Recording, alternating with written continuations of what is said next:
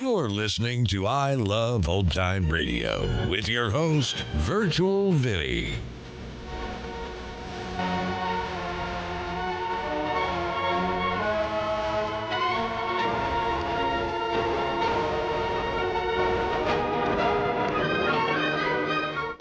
It's a new episode here on I Love Old Time Radio. Welcome, Old Time Radio fans. I'm your host, Virtual Vinny. You can interact with us via social media on Facebook at I Love Old Time Radio and on Twitter at I Love OT Radio. You can send feedback to us via the contact form on our website at iloveoldtimeradio.com. If you enjoy this program, please take the time to rate and review us at review.iloveoldtimeradio.com.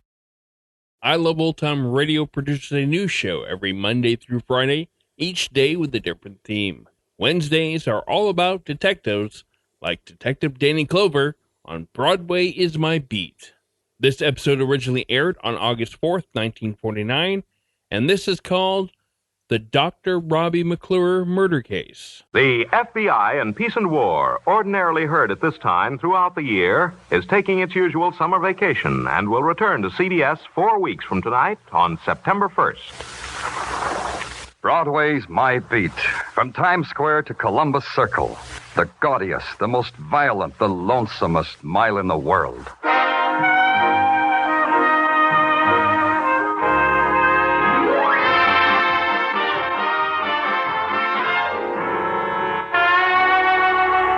Broadway's My Beat, with Larry Thor as Detective Danny Clover.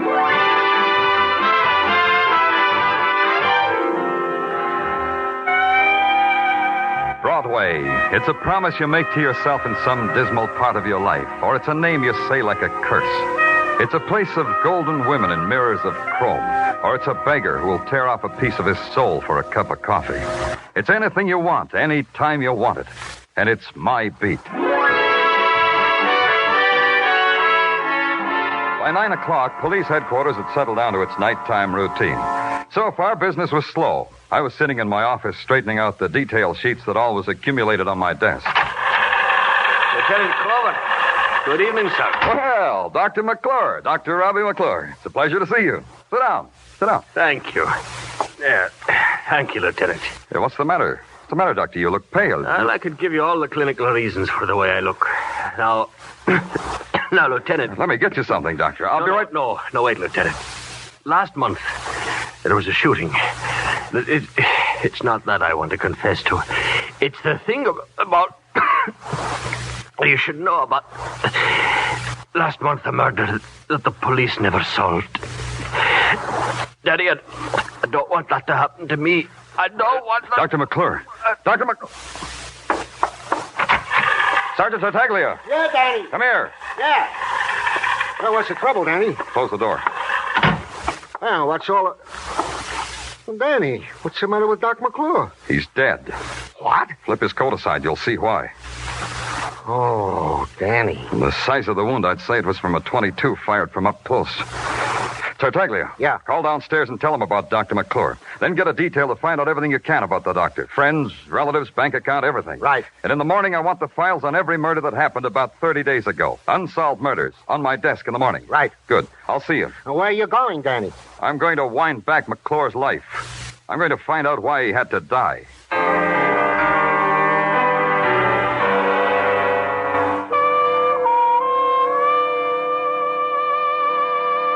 The great buildings of the city lean against the night in crazy, tilted angles, like lighted toys deserted by a sleepy giant. And there's the feeling that unless you walk carefully, you'll upset their insane balance. But Dr. Robbie McClure's office building was different. It sat square and solid on its haunches, and when you pressed the night buzzer, it growled at you.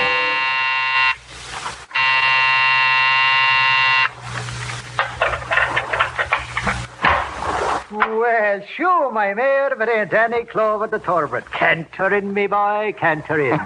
Same old Pippin. No, not the same, Danny. There are bald spots in me fetlock, and I ain't so quick to break from the starting gate like I used to. From a dashing mounted policeman to a flabby night watchman. Ah, that's a bitter pasture, Danny, me boy, a bitter pasture. Maybe you're wrong, Pippin. Maybe it's sweet pasture and you don't know it.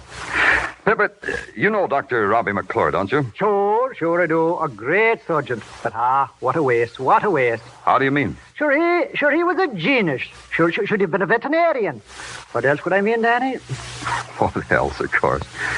You know what time he left his office tonight? I do. I have it right here in my book. Now, will I take a look? Oh, yeah. Here it is. 8:40 in the p.m. Was he alone? No. He was in the company of the sleekest, prettiest, raciest-looking filly. It's been my pleasure since I cavorted in the mounted police. Did you have her signature? Oh, no. She was the doctor's patient, or guest, or best bet for tomorrow. Night watchmen are discreet, Danny. Some ladies, they don't ask to sign out. Well, ask him from now on, Pippet.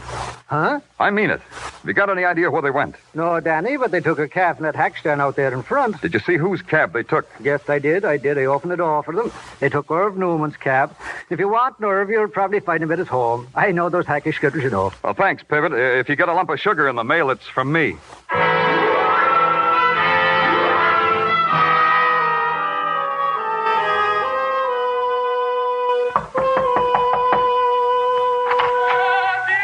What do you want? Hey, it's Danny. Hi, Irv. Hey, Rose, it's Danny. Who?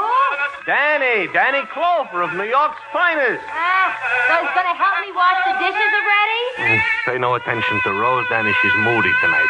Come on in. Thanks, Irv. Now, sit down, Danny. Sit down. Irv, Can I offer you something? A glass of tea, a cold beer? I got it. How about one of Rose's blintzes, huh? Hey, Rose. Never mind, Irv. Don't bother Rose. What's the bother? Even if she's moody, she can't wrestle you up a blintz. Oh, I'm here on business, Irv. Some other time. Oh, business? Hey, Rose. Huh? Come here. Huh? Shut off Caruso. Huh? Make quiet Caruso. What's you, Caruso? Caruso. Now we'll talk, Danny.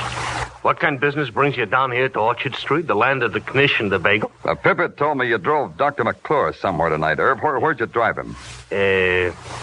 Park Avenue. Yeah, here's the address, Danny. I was just making out my records. Thanks. Was he alone? At first, no. Later, yes. Translation? First, he is with a doll. Lean over, Danny. Rose shouldn't hear. A Zoftic-type doll. You know what I mean? Then he is without the doll. Around 50th, she opens the door of the hack and slips out into the traffic. McClure tells me to keep going. I think they had an argument. What about? Danny, I'm the type to eavesdrop, especially when they shut that glass panel. The address Irv Newman gave me was a study in millionaire respectability, Scrub Park Avenue, Brownstone. The butler took my hat and sighed and told me it was all right to go down the corridor into the living room if I tiptoed. I did. Then all of a sudden it hit me. The light from a couple hundred bulbs set in a crystal chandelier. When I finally squinted through it, I couldn't quite believe it. It wasn't the size of the room. That was only about 100 yards long. It was the walls, from ceiling to floor, and all the way the walls were decked with murals. Mother Goose murals. Paintings of every fairy tale and nursery rhyme character in the book. And on the floor, smack dab between Marjorie Dawn, her seesaw, and Jack and his beanstalk, sat a man. He was wearing three things: a goatee, a full dress, and a beanie, three propeller type. Well, hello there. And a hello to you. My butler said your name was Danny Clover. But my butler lies. What is your name, sir? Danny Clover. You see what I mean? Grab a toy out of the toy box, sir, and sit down. Mr. Fletcher. Here, take my latest product. Child psychologists claim it's remarkable for improving the coordination and tactile responses of a 4-year-old. Really? Has it helped you? Immeasurably. We place the ball in the cup, so. Then we squeeze this lever, so. Yep. Then we catch the ball. Oops, we missed. Oh, I guess we overestimated ourselves. Now, Mr. Fletcher... Oh, well, call me Fletch. Don't stand on ceremony just because I'm the president. Oh, does Margaret know? Huh? Oh, no. I mean the president of the Fletcher Toy Company. I make toys for children, sir. I bring gay bits of sunshine into their otherwise drab little lives. And, as you see, I test my products before I market them.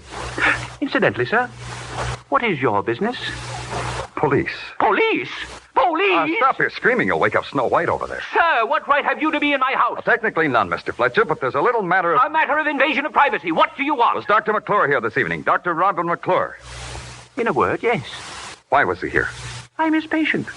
Is that a good medicinal reason? Simply sterile. Are you a sick man, Mr. Fletcher? You don't look sick. Dr. McClure says I'm a hypochondriac, but he gives me pills. I take them. They make me feel better. Ergo, I must have been sick before I took the pills. One more thing, Mr. Fletcher. Who was with Dr. McClure? I beg your pardon? Or maybe she stayed in the cab that brought him here. Who was she, Mr. Fletcher? Oh, that one.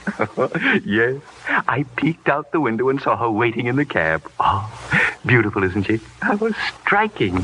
One of the most striking women I ever saw.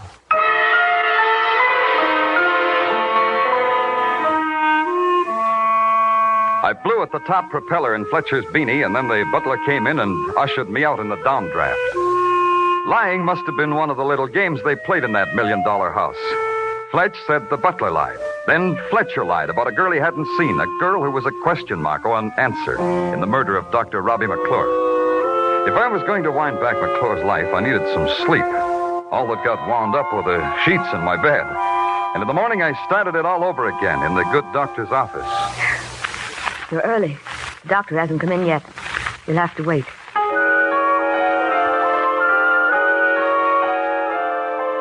Everything about her was anonymous. The white shoes, the white stockings, the starched white uniform, the starched white face, and the mouth, scarlet and thin, that she wore like a ribbon of merit. You're a new patient? Fill out this card, please. Not a patient. Police. Lieutenant Danny Clover, Broadway Special Detail. Oh. Dr. McClure asked you to come here? You could say it that way. I'm here to investigate his death. What? You mean something's happened to him? He died in my office. He was murdered. I don't believe it. Oh, I'm sorry you had to be told like that, but we don't always have time to be gentle. You were his nurse, Miss... Elliot. June Elliot. I have an agglutination test to make on some Rh-negative blood, Lieutenant. May I do that while you investigate? Yeah, go right ahead. Where do I find the doctor's patient records? In that metal file box. You've been with the doctor long, Miss Elliott? 3 years. Pardon me, Lieutenant, I need that slide. It's the usual question. Did he have any enemies? You knew him. What do you think, Lieutenant? Doesn't matter what I think. He was a fine man. Generous and kind. I'll need that microscope. Oh, sorry. This is strange. In the patient's file? What's strange, Lieutenant? This card has a name and a date. All the other cards are filled with case histories. All this has is a name and a date. Dorothy Rivers, June 29th. Isn't that strange, Miss Elliott? The files were the doctor's responsibility. He had his own way of keeping. Then you don't know anything about a patient named Dorothy Rivers or this date? Nothing, Lieutenant. May I take this with me? You're the police. You do anything you like. I'll have to turn the lights out now, Lieutenant, for the test. Go ahead, Miss Elliott. Go ahead. This will do for now. Thank you, Miss Elliott. Goodbye, Lieutenant.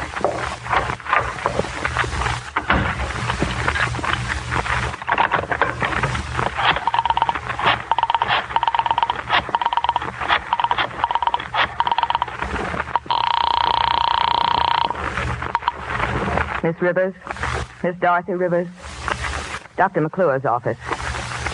We advise a rest, a long rest in a quiet place.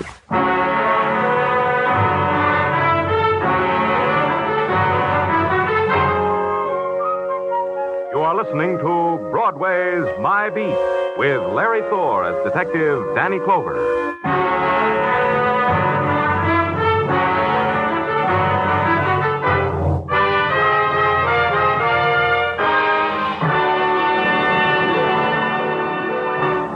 If murder should suddenly explode in your face, you'd know how Casey, crime photographer, feels tonight in the drama titled Sellout.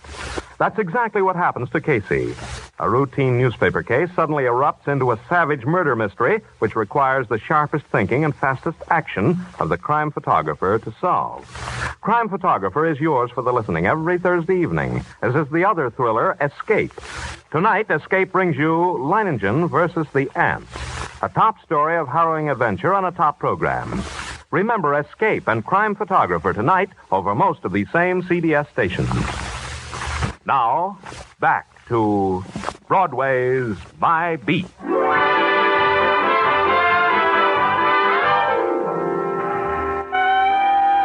There's this thing about Broadway. It can tickle you under the chin and make clucking noises, or it can slap you hard across the mouth and laugh. Either way, you get hurt. Right now, the receiving end of the slap was the police department for various and sundry unsolved murders. And the laugh, the big laugh, the cold laugh was that a man named Dr. Robbie McClure had come to my office to die, and I didn't know who'd killed him. I sat at my desk at headquarters tearing the tabloids into a noose of paper dolls when Sergeant Tartaglia opened the door and with a fine Italian flourish lay a thick paper-bound file in front of me. For you, my lieutenant. Your memoir, Sergeant? What is it? Only what you asked for. A file on one of our more recent unsolved murders. Get it out of here. Get it out of my sight. Huh? Hey, Danny, you sick or something? Oh, all right, leave it. I also have here in my pocket the dope you wanted on Dr. Robbie McClure. Here, read it. Talk it to me, son. I'm sick of reading. There are some interesting items, Danny, about the good doctor. Item. Friends, numerous and friendly, all with alibis. Item. Relatives, none. The doctor was a lonesome man. Are your wife and kids, Tartaglia? Oh, great, Danny, just great. Hey, you should see the latest, little Christina. I bet she's a doll. Go on with the items. Huh? Oh, yeah. Item. And this is the one I think will interest you, Danny. On June 30th, Dr. Robbie McClure made a deposit in the Corn Exchange Bank in Bronxville. 10,000 crisp, cool, clean dollars. June 30th, huh? Now you can talk to me about the recent unsolved murder. As follows. A man named Martin James was murdered in his Sutton Place penthouse apartment at a party, night of June 29th. Yeah? He was asked to step outside, and he was murdered. Martin had a gun. He fired one shot. The bullet from Martin James' gun was never found. We figured it took off across First Avenue. Tartaglia, there's a doctor's patient card over on the table over there. Tell me what it says on it. Sure, Danny, sure. Says Dorothy Rivers, June 29th. See a name like that on the James guest list? Wait a minute, Danny. Yeah, here it is, Dan. Dorothy Rivers, in an alphabetical list with a lot of other girls. Is your address there? All the girls have the same address. What? Say that again. They all have the same address. The Tony Seville Model Agency. Tartaglia, here's a fin. Buy your doll Christina a doll or something. Oh, thanks, Danny, thanks. But there's something I think you should know. About Christina? About Dorothy Rivers. The records say she never showed up at that party. She was never there at all. Tony Seville paid rent for his model agency in the Empire State Building. For this, he received the privilege of maintaining a 10-room suite on the 40th floor and decorating it with orchids and genuine neutrils. The other decorations were too numerous to mention, delicate shadings of blonde and brunette. When they crossed their legs, the silk whispered. I started to whisper back, but a scented haze with magenta fingertips beckoned me into an inner office. She closed the door behind her, and all I was left with was a pork barrel in a double-breasted pinstripe named Tony Seville. My secretary whispered you are a policeman. How have I trespassed? I parked my car incorrectly, perhaps. I forgot to curb my dog. Let's stop rubbing noses, huh? I beg your pardon? Let's put it this way, simple and blunt. There's some questions I want you to answer for me. You must have a dull profession, asking questions. Very well. Ask a question. Mr. Seville, your agency supplied a half-dozen models to a party at the home of Martin James. Said party a little over a month ago, June 29th. Said home a penthouse on Sutton Place, right? Possibly right. However, don't underline your details with a sneer. My agency furnishes models as decorative baubles to any social function. One of your decorations on the evening I'm interested in was named Dorothy Rivers. How do I get in touch with her? You're a detective? Detect. What's her address, Seville? May I suggest a dragnet detective, or any of the numerous machinations you police are oh so adept at? Her address, Seville. Where do I find her? You should be told. We only give a model's address to an approved client. I don't approve of you. Look, kid, sometimes I can forget I'm a cop. I can forget right now. I think you mean it. Yeah, try being cozy for one more second. I don't know where Dorothy Rivers is. I haven't seen her a month. You can do better than that. The day after the party, she phoned. She said she was going on a vacation. You're doing fine, Seville. Keep it up. There's nothing more. I tried to get in touch with her several times since she checked out of the hotel. She left no forwarding address. You're telling the truth, aren't you, Seville? The truth is this, as far as I know and care. Dorothy Rivers could be dead. Beginning at the 40th floor, I picked petals off a tired daisy. At the 38th, Dorothy Rivers was dead. 37th, she wasn't dead. 36, dead. 35, not dead. I don't remember how it came out, because when I got off at the ground floor and walked into the yellow heat of 34th Street, a character stopped me by tapping me lightly on the leg with the front bumper of his cab. The character was the character named Irv Newman. Don't look so scared, Danny. Brakes I got. I could stop this cab on a thin latke. Latka schmatka, so long as I got my health. You're charming, Danny. Absolutely charming. Hey, told me at headquarters I'd find you around here. I got something for you. One of Rose's blitzers? Maybe better than that yet. You know that girl you was asking me about? The one I picked up with Dr. McClure, the professional man? What about her? I spotted her for you, Danny. Where? Tell me where. So let me tell you. Happens I got a friend, Danny, a truck driver. He's a peach of a fella. His name is Clem. Every morning gives me a push with the truck so I can start this lousy hack. Where did you spot the girl there? So I'm telling you. While Clem is pushing me with his truck and I'm gliding along in my hack like in a gondola, I see this girl coming out of building. What building? 6 West 23rd Street. So I turn around, I wave to Clem. He should stop already. Danny! Danny, didn't let me finish!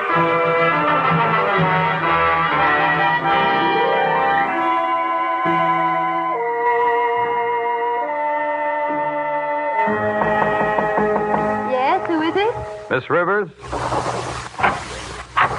Who are you? I want to talk to you, Miss Rivers. By what right? I don't know you. Get away from here. Get away. Let's go inside, Miss Rivers. Who are you? What do you want? I'm Danny Clover. I'm a police detective, Miss Rivers. Been through a lot to get to you. We get along a lot better if you just settle down. Why do you want to see me? I've read somewhere that grief can make a woman even more lovely. You look like you've been grieving. Don't be clever with me. I'm sick of clever men. Maybe I can help you. You, a policeman? Me, a policeman. Well, it's all over now, isn't it, Mr. Clover? Just about. You want to know what happened at Martin James' party, isn't that it? The guest list said you were invited, but you weren't checked off. That mean you weren't there? I was there.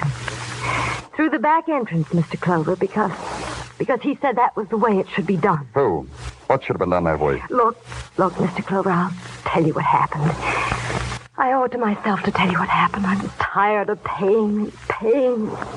That's it, huh? Blackmail. Let me tell you from the beginning what happened. Perhaps you'll even believe me. You'd be surprised, Miss Rivers. Policemen can believe the truth. Martin James was a man who made investments in all sorts of deals, a kind of silent partner. One of the partners was a man named Fletcher. Man with a goatee? He manufactured toys, Mr. Clover. I went to the party with him.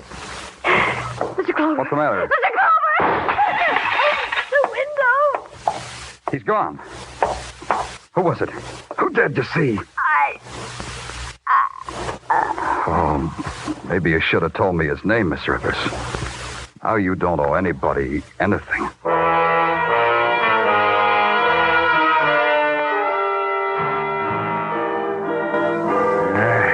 Even as a coroner, I say it's a shame, Danny. Such a beautiful girl.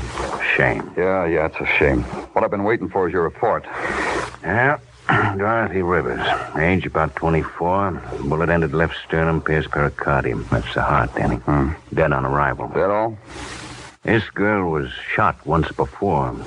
She's got a healing wound that, well, looks mighty like a bullet wound. It's right here, Danny. Yeah, that makes it all add up. That makes it add up just fine, Corner. Neat. Real neat. Oh, Fletcher? This is a friend, Fletcher. The payoff goes on just the same. Tonight, kid, 9 o'clock. So long, Fletcher. It took me 10 minutes to get to the Park Avenue palace that Fletcher had built out of psychological toys for kids. A Across the street, I took a plant behind a fat, uniformed doorman who kept looking at me out of the corner of his fat eyes as if he were terribly sorry a thing like me had ever happened under his gilt-fringed canopy. At 8:30, the lights in Fletcher's crystal chandelier began to go out in sections. In 5 minutes, he was on the street, hailing a cab. I tossed a nickel to my fat doorman, hailed a cab of my own, and tailed Fletcher to an office building I'd been in once before.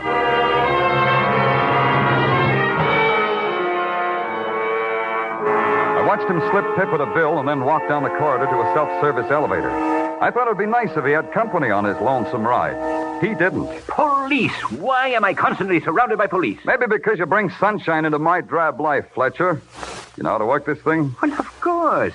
It's nothing but a toy. Allow me anyway. It's the 4th floor you want, isn't it? Well, no, not at all. Humor me, Fletcher. Let's make it 4.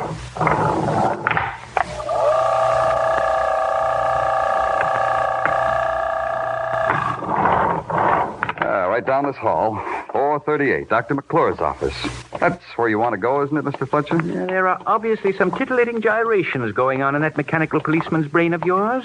You will reveal them to me, please? I was waiting for you to ask me that in just that way. Here we are. After you, Mr. Fletcher. Oh, thank you. Now I reveal the payoff money, Fletcher.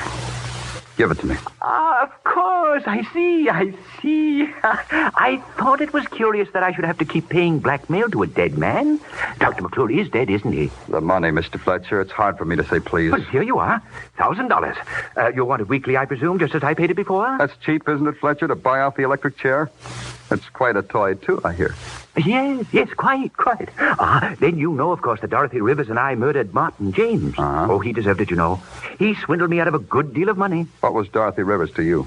Now, you're talking like a policeman again. Dorothy Rivers was a toy, expensive and fragile. It made her all the more desirable. That and the fact that I could make her do anything I liked. Could you bring her back to life? What? Hey. No, don't get up, gentlemen. As long as I was eavesdropping, it makes me less of a lady. That gun's not becoming either, Nurse Elliott. Put it away, my dear. Toys like that make me nervous. I prefer this pose. Now, what were you saying, Lieutenant? Now that you're here, I've got even more to say. As a nurse, I'm a humanitarian, Lieutenant. You've got a minute's more saying time. A man should never lie under the circumstances, huh? And if I told you this, if I told you that you were the blackmailer instead of Dr. McClure, what would you say? I'd say you were telling the truth. What? Then I've been paying all that money to this... Temper, Mr. Fletcher. Oh, Dr. McClure took the initial $10,000, all right, but the nurse here kept right on blackmailing you and Miss Rivers in the doctor's name. McClure found out, so he had to die.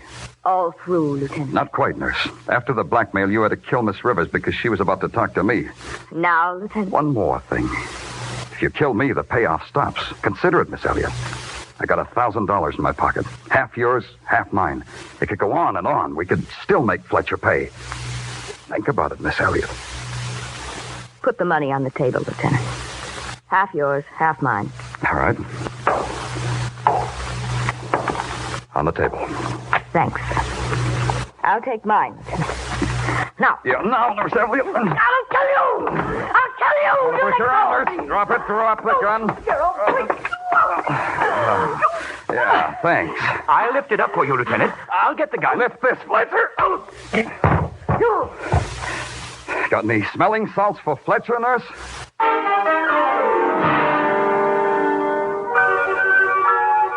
It took 3 police officers to carry Nurse Elliott away. She tore at their faces and screamed in a language she hadn't picked up in medical books. Fletcher, he was different. He settled himself in the Black Maria, pulled out a solid gold yo-yo, and played with it all the way down to headquarters.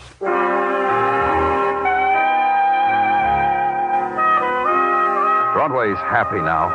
It's got on the carnival clothes it wears every night, and the midway boils with roustabouts and yokels and hurdy-gurdy sounds. It's a jack-in-the-box, and it's a clown. It's a shining girl on horseback, or it's a geek with no arms, no legs, and no heart. It's Broadway, the gaudiest, the most violent, the lonesomest mile in the world. Broadway, my beat.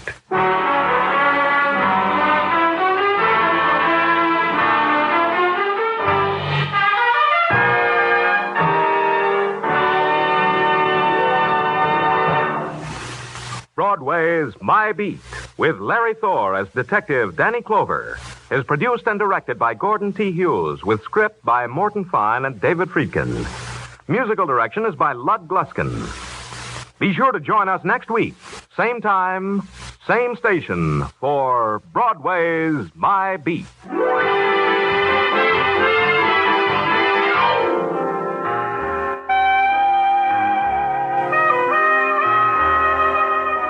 America can be proud. America is proud of the young men of our armed forces. Painstakingly trained as specialists in many fields, these servicemen will be the leaders in tomorrow's civilian life. Educational advantages open to today's servicemen are unparalleled if you can qualify. Look into the volunteer enlistment program now. This is CBS, the Columbia Broadcasting System.